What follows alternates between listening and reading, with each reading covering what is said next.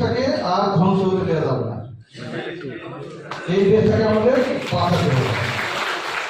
এই বাঁচানোর জন্য আপনারা এই মনোবলটা শক্ত করেন। ওই হেড স্যার আপনাকে ঘুমানোর জায়গা দিয়েছে কিনা, টয়লেট পেপার আছে কিনা, এগুলো আমরা চেষ্টা করবো সবাই দেওয়ার জন্য।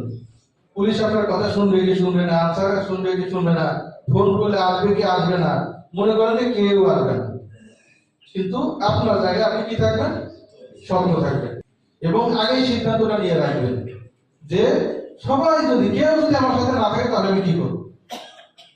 যদি আপনার মানসিক শক্তি থাকে যে আমার সাথে কেউ না থাকলেও আমি আমার উপর অর্পিত দায়িত্ব পালন করার জন্য শেষ রক্তবিন্দু পর্যন্ত দেওয়ার চেষ্টা করবো, তাহলে দায়িত্ব পালন করেন। আর এই সাহস যদি না থাকে, আমি মারা গেলে আমার বাচ্চাটা কি হবে, আমার বউ কি হবে, অমুক কি হবে, তমুক কি হবে, আর এই দেশ কেমন ছিল, আমাকে সারা দেশ চলে।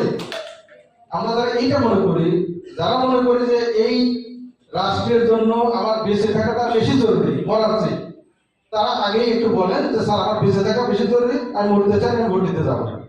যে আমি যদি মারাও যাই কার জন্য মরবো, দেশের জন্য মরবো।